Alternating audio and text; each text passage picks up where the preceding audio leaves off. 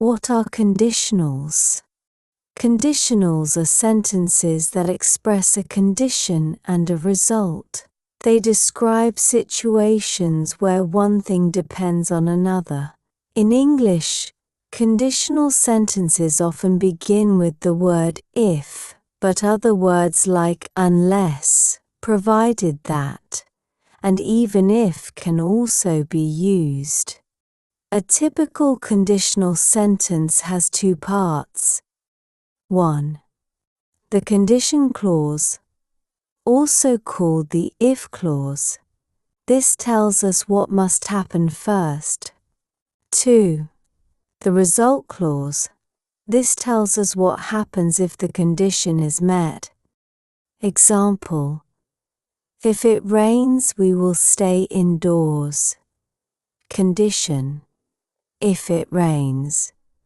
Result: we will stay indoors.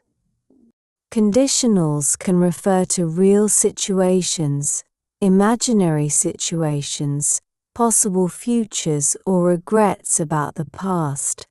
English has 5 main types of conditionals: 0, first, second, third, and mixed conditionals. Why are they important in English?